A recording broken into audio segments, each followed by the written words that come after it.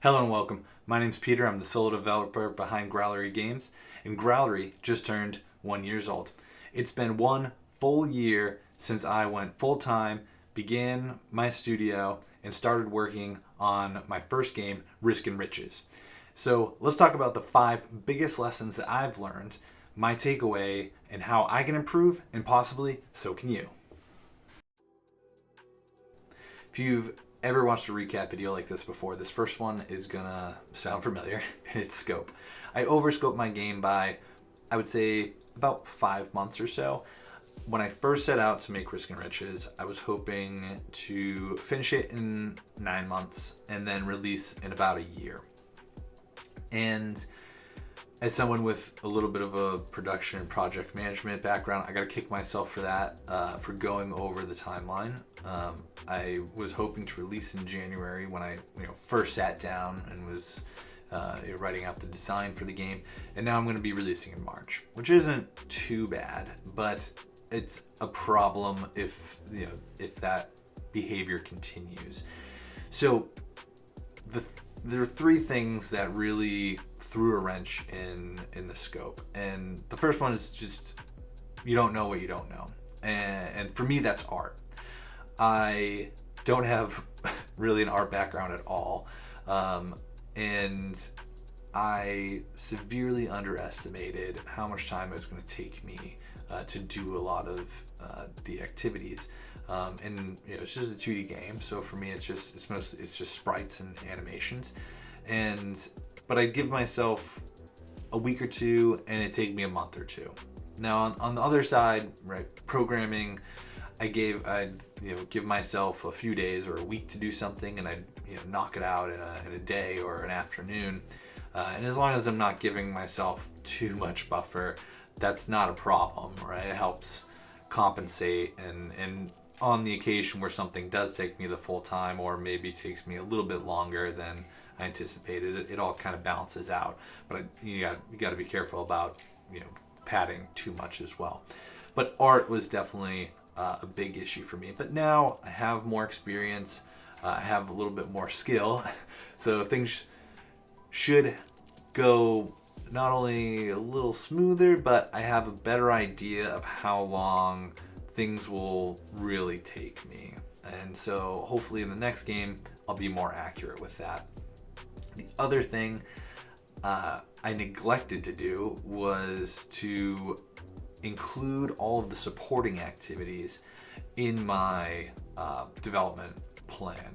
So marketing, business, development stuff, community management type stuff, that I didn't take into account. And it sounds obvious, it's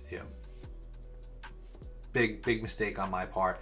But especially as a solo developer, even though, right, when you calculate how many hours it took me on actually working on the game to make it, those hours don't quite go in there. For every hour I spent on one of those activities, I wasn't working on the game, and so that's pushing development further and further out. And I got to get better at that. I got to remember to include that moving forward. And marketing especially, I want to put more time into, and that's one of the lessons, so I'll talk about that more later. But I need to include all of those extra activities in the development cycle when it comes to thinking about scope. And the last thing is polish and balancing. It's at this point, Risk and Riches is feature complete, but I'm still playtesting to find any last bugs. I'm trying to improve either like gameplay stuff, or add some extra icons, animations, make some of the sprites just better. So a lot of polishing stuff, and individually they don't take a lot of time, but it adds up, and it makes a huge difference in terms of the marketability and quality of the game. And people have spent hours in Risk and Riches just playing the demo, and I still have fun with it after working on it for a year. So I mean, I know the game is good, but it could be a lot better. And that's why moving forward, I want to use 18-month development cycles. I think this was the right sized game for me as a solo developer, and so I want to continue making games about this scope, but give myself another 6 months. So instead of a year, 18-month development cycles. And that extra 6 months, it's for a little bit more time polish and balance wise, but also to incorporate those extra activities, especially marketing, so that I have more time to get visibility, build up wish lists before releasing. And so if you're working on your first game, one of the things that you hear people say a lot is, if you think it'll take you like a month or so, like double it. And that's, good for beginners and you're just, or a hobbyist and you're just throwing some games up on itch and you're getting some experience and learning. But if you're working on your first commercial game, when you're scoping your project out, I think that extra, maybe you don't need the whole 6 months, but I'd say give yourself at least 3 to 6 months for a bit more time with polishing and with more time for marketing, especially marketing. If this is going to be a viable long-term, career, you need to generate revenue, and there's just so many games coming out that you need more time towards marketing, and yeah, that is probably the biggest thing I would say to anybody working on their first game is focus on marketing more than you probably are. And right now I'm doing, I'll save it for the marketing section. So let's move on to, let's just do marketing next. So marketing. I did a few things right when marketing Risk and Riches, and I had some luck. I was covered in a online publication, which was great, but I didn't see a big difference, in terms of wish lists and stuff from that. I was covered by a few content creators, which is, pretty exciting, and I'm still, grateful to them for doing that. But I missed out on a lot of opportunities. Next Fest is the only festival that I'm taking part in, which is a huge mistake. I should have been looking for festivals earlier, but I just didn't take the time to find out when they were, what festivals are around, and moving forward, that needs to change. Next Fest should help give a boost. And I'm going to apply to another one this month, but it happens post-launch, which will still be helpful. I mean, that's whether it's pre-launch or post-launch. But in terms of getting some velocity with wishlist for release, obviously the post-launch doesn't do much for you, but it will help with sales. I didn't reach out to content creators maybe as often as I could have. I've only reached out. I did one big, wave when I first released a demo, and I should have done the demo sooner and then given some opportunities to reach back out to them maybe 1 or 2 times as major updates came along. I am going to reach back out to them once I have the full build of the game that's pretty stable, for that I can give them keys for early access. But that's also a mistake. I did reach out to the press, but I could have done it a little more often. And in terms of just my press releases and reaching out to content creators, especially reaching out to content creators, my email to content creators could have been better. It was okay. I did a few things right, but it could have been better. And then even though it wouldn't have been a major impact, one of the things I wasn't good at and I need to be better at moving forward is just the slow drip of like a monthly once the Steam page is up, do a monthly devlog type post on the community page for it. It makes the Steam page look a little more alive, and it helps with building an audience. I have my game on itch also, and so even before I have my Steam page stuff up, I could start doing devlogs a little bit more earlier on itch, because the audience on itch is more in tune with games under development and in those earlier phases to start to build an audience. Screenshot Saturdays and stuff. I just took part in my first Screenshot Saturday ever this past Saturday, and it's not going to give a lot of each single beat isn't going to give a lot of trajectory in terms of wish lists, but that slow, steady increase of maybe a few wish lists here. One of them goes really well, and I get 10 or 100. That would have been huge over the whole life cycle of the game, and so I need to get better at planning those out. And so that's what I'm doing for the next game. My next game, I'm gonna have a blueprint for what needs to happen when for marketing. For now, I'm taking, I've mentioned it before, but Chris Zukowski, I'm taking his Wishlist and Visibility Masterclass, but I got it like a month ago, maybe a little less. And so it's too late for a lot of the opportunities because I'm already too close to release. I've missed a lot of those milestones that I could have utilized to build some hype. But I'm trying to course correct. I'm trying to course correct Risk of Riches as much as I can at this point. And so that's why I was looking into festivals more outside of just Next Fest. Unfortunately, there just weren't a lot going on this time of year. I'm going to improve my next outreach to content creators, and really it's helping me gear up for the next game. So I wish I focused on marketing more.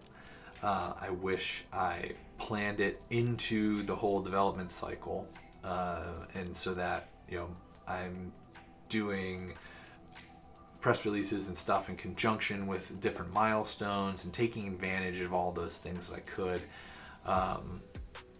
Reddit, other than Google, Googling questions and then bringing me to Reddit where somebody has the answer. Usually, I wasn't a big Reddit user, but I'm getting into Reddit. I'm also, I'm not on X, but I am on Blue Sky. And so I'm getting into those things more. I'm not going to post on Reddit for Risk and Riches. Maybe something small in one of the indie dev subreddits, but I don't want to risk getting blacklisted in something like r/gaming while I'm still kind of building up my reputation on there. I am an active user now, but I haven't been previously, so I wanna save those bigger asks when I've built up more karma. But yeah, marketing. If you're starting out and this is a commercial project for you, even if it's a hobbyist project and you just want to get more eyes on it, you don't necessarily need to be doing all of the activities, but doing something like a devlog on either your Steam page or itch at a regular interval, posting on whatever your social media accounts is for the two that I'm aware of right now, Screenshot Saturday and Wishlist Wednesday. Like even those smaller activities will help you boost visibility. But yeah, marketing is huge. There's tens of thousands of games that come out now on PC between itch, Steam, etc. On Steam alone, I think the last numbers I saw, we were almost at 20,000 games in a year. So it's a big big mistake to overlook marketing the game, and Twitter/X like alone is not going to cut it. You need to find the festivals. You need to be consistent with your outreach, and you need to get some streamers and YouTubers to cover your stuff in order to make it successful in terms of revenue. So work-life balance. And I'm going to try and be a little quicker here because the last couple took a while, but the scope and marketing were pretty big lessons for myself, and they're pretty big to pay attention to if you're just starting out as well. But for work-life balance, I was a little too lenient with myself in the beginning months of development. Instead of doing closer to a typical 8-hour workday, like for the US anyways, 8 hours is typical. I was doing 6, sometimes even 5 hours, and I work quickly, so like I was productive in those 5 to 6 hours, and I got a lot done. But if I had just started working on the next task, or even just play tested and found some extra bugs or something in that hour or two, it would have added up immensely over the months of development, and it wouldn't have eliminated the crunch I'm feeling right now, which in my last video I said, I'm experiencing crunch, but just kind of like in an anxiety kind of way. Well, no, now I'm putting in extra hours, working full days on Saturdays and Sundays, and spending a little later working on the game on weekdays as well. And I could have alleviated quite a bit of that if I had been a stricter boss to myself earlier on. And I don't want to move to 40-hour work week at a minimum all the time.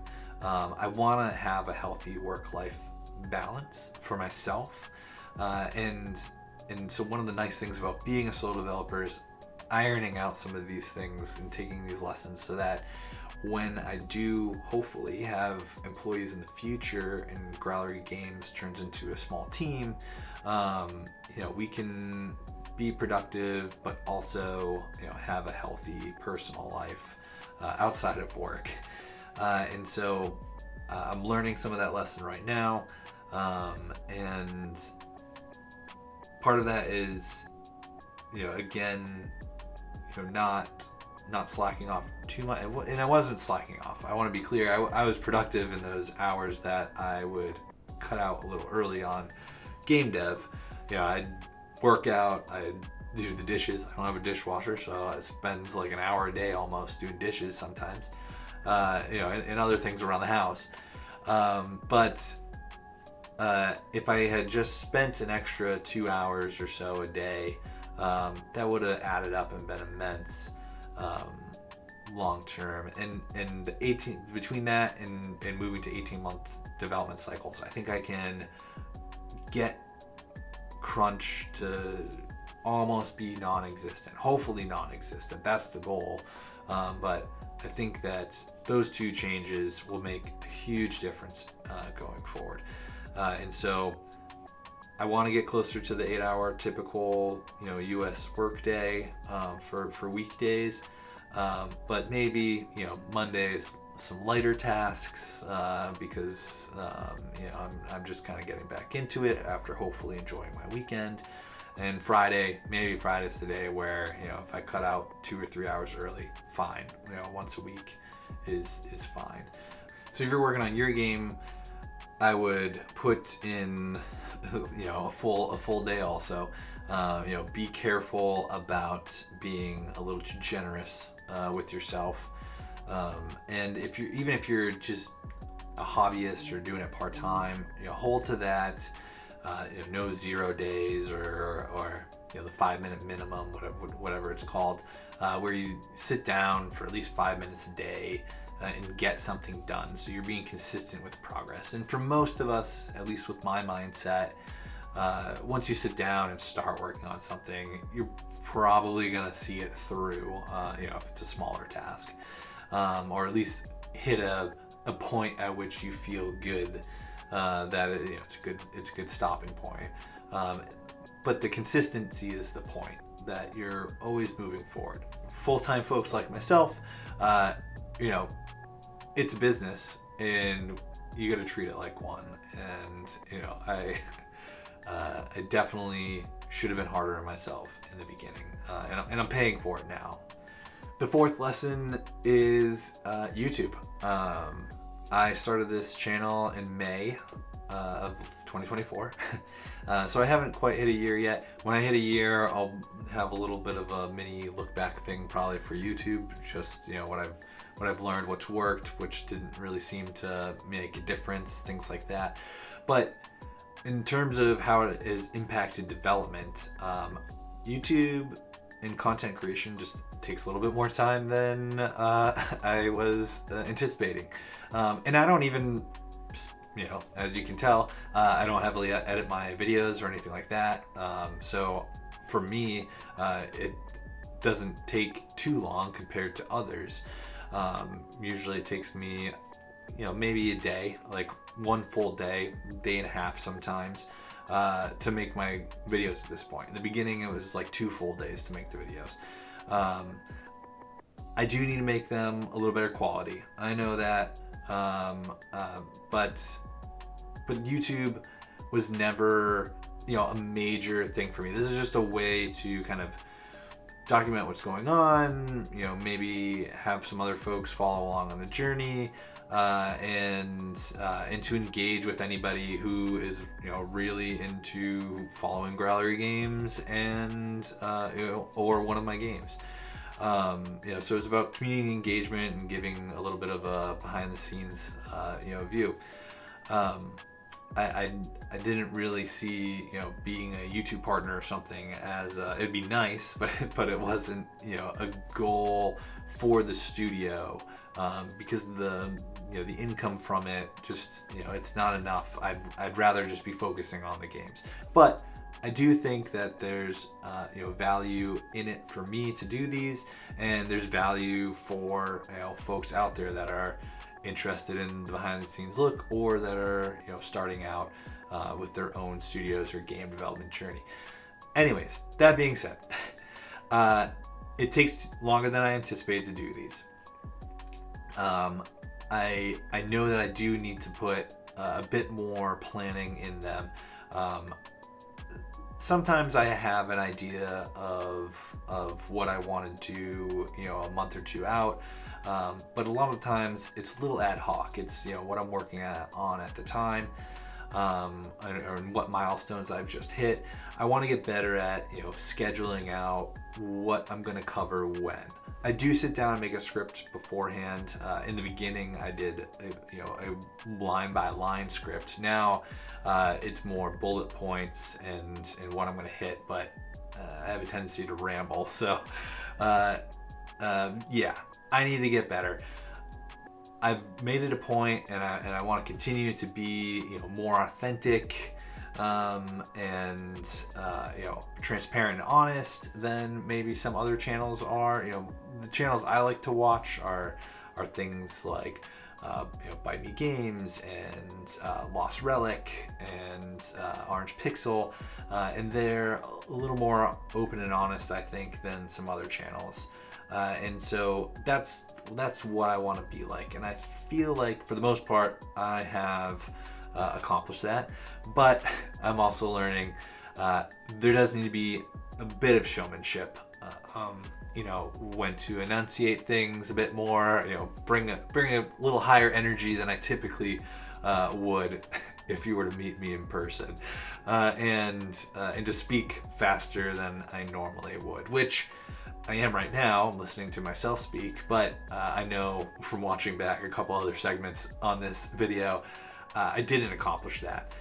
So I'm still getting better. And in general, it's going to hopefully make me a better presenter and things like that as well. So again, right, I think there's value in doing it.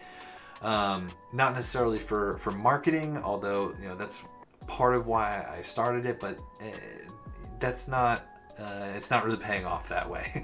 But I think there's value for me. There's value, hopefully, for many of you, especially if you're just starting out. But it takes more time. If you're going to do it, you need to be consistent with it and be committed to it.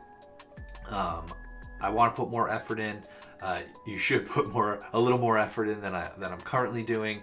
And if that's just not, if it's not something that you're ready to commit to, losing, for me, I do at least one video a month. So it's at least a day and a half I'm losing each month from development time, which isn't too bad. But if you're going to do more, right, you need to think about that. And if you're not going to keep up with it, just don't do it, because then it's just a waste of time. So that's my thoughts on YouTube right now, and I hope to do a bit better moving forward in this coming year. And last, networking and community building. Which networking, when I say networking, I mean professional networking with other developers and people in the industry.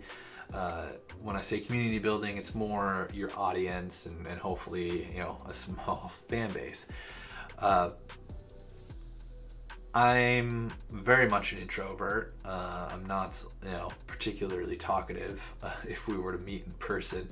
And starting conversations and small talk is definitely not a strong suit of mine. But I'm not, at least I don't think I'm an abrasive person either. I'm pretty patient and everything. But the reason I'm making those personality qualities is just to give some context here. That it's not my comfort zone reaching out to other folks, but it has to become something I'm more comfortable with.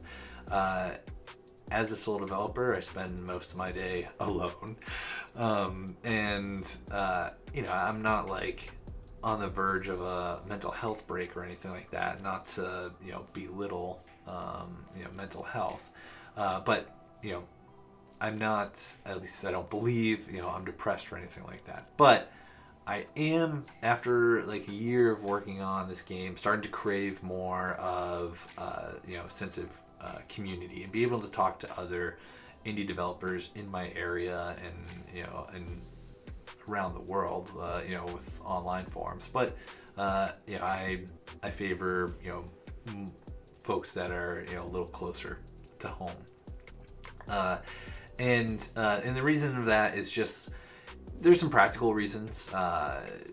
Getting help with like playtesting, partnership opportunities, some like work and funding opportunities, additional exposure, mentorships and learning, bouncing ideas off someone.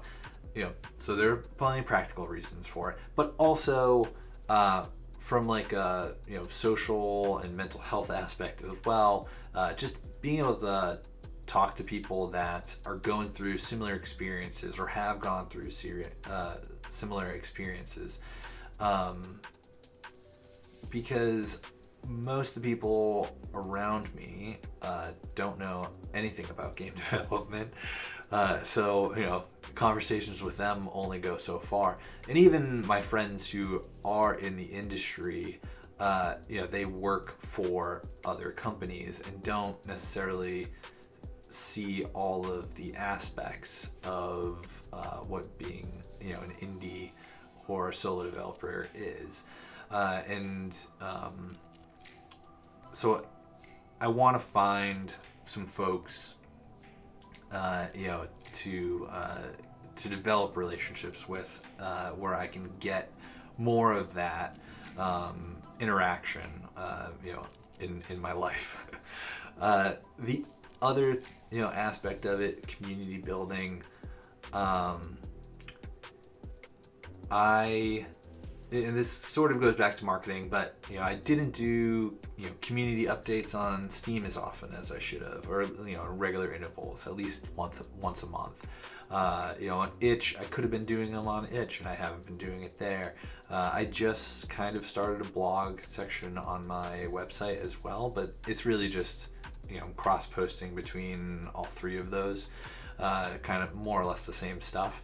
But it's different ways for people to find me, different ways for them to find and read, whichever one platform is the one that they're most comfortable with. Just little things like that. Again, social media, like not taking part in things like Screenshot Saturday and stuff like that, to find an audience and help build an audience. YouTube's the one thing that I've been kind of consistent with, but again, the audience it's more of a networking audience than the community building, but I hope it can kind of be both. But I haven't developed relationships through doing these devlogs, so like it's networking in that just getting myself out there, but there's not a lot of interaction between myself and other folks that may be watching these videos. So I encourage you to start commenting if you have been regularly watching the videos, because I am, again, like, this channel isn't meant to necessarily blow up. It would be nice if it does, but like this was just more about being able to talk about the experience. And I already said it, go back to the YouTube channel, so I don't want to say it again. The point here is networking and community building. I don't want to go on a tangent. I need to get better at engaging with folks. And so far, with being more active on Reddit and being more active I'm on Blue Sky. I don't really use X or Twitter. And Facebook is my personal stuff, but I did make a Facebook page for Growl right now and plan to start updating there as well. Point is, social media, I'm starting to engage with people more, both as myself and posting content as the studio. The other thing in the new year that I want to start doing, and I had looked into it, but I just hadn't gone, is physical game dev meetups in my area. There are some online ones too. Maybe I'll pop into them from folks in the area. I'm in Massachusetts. The problem is I am in central Massachusetts, and there is not much around me, despite having some colleges and universities that have game dev programs. There's a very big gap in my portion of the state for indie developers, at least that are public about the fact they exist. So my options are to travel to Boston or to go to Western Massachusetts, to Pioneer Valley, if you're familiar with that area, has a active group out there. I did used to go to IGDA meetings, the Boston IGDA chapter, a long time ago when I was, very newly a student looking into game development as a career. That was over a decade ago. So I don't even think a lot of the people that were around then are even still, in the industry. Or at least they're not, active anymore in IGDA, the chapter. So I am going to make it a point to start attending those. I'm favoring the Western Massachusetts one because Boston's, it's a little, they're almost the same time for me travel wise, but with Boston I got to worry about parking and things like that. With Western Mass, not so much. So I'm favoring Western Mass. Point is, I'm gonna start attending those. Maybe I'll do both, but be more consistent with Western Mass, and I hope to at some point start to foster a little more activity in Central Mass itself, not just for my sake, but for all those in the area. Like I said, we do have we've got at least three, four. We have 3 or 4 universities and colleges that have game dev programs, like not just game dev affiliated or something that someone could take and then use in the industry, like game dev focused, but we don't have a community around here. So I wanna eventually help make that change, but as someone that's a solid introvert, I got to work on myself to make that happen a bit more. Overall, though, it's been a great year. I'm excited for the release of Risk and Riches, which is going to be in March, the end of March. I'll make it official now. I was saving it for a blog post or something, but if I get my usual like 60 views on here, that's not really a broadcast. March 27th is the official launch for Risk and Riches. And I'm even more excited for the development of my next game, which I've already started, early design stuff for, but I'm really excited for it because I can take the lessons I've learned from this year, especially when it comes to like marketing, and roll it into the next game. I'm also far more familiar with Godot. I've been learning Godot throughout the development of Risk and Riches. This is the first year I've used Godot. So this whole year has also been learning Godot. In the next game, I know some things that I would approach differently now, better understanding the engine as well. At times it's been there's been a lot of anxiety. I'm nervous that Risk and Riches may not hit the revenue goals that I was hoping for. I just want to hit the $10,000. It's still possible. It's definitely possible. But as we get closer, I'm getting more and more nervous that I might not quite make that. But I've learned a lot over the last 12 months, and I'm feeling very confident about the future. I've got at least 2 games in me. That's what I set out to do, is a minimum of 3 games to try and get things off the ground and going. If you want to follow me on that journey, please make sure to subscribe and like. I do 1 to 2 videos a month. I know this one's been a little long. The last couple have been a little long, but I hope you got something out of them. It's one of the things I need to fix. From my YouTube lessons is sticking more to a script a little bit, just so that I don't ramble and I can keep these tighter. But that's what I got for this one. My name's Peter. I am the solo developer behind Growler Games, and I'll see you in the next one.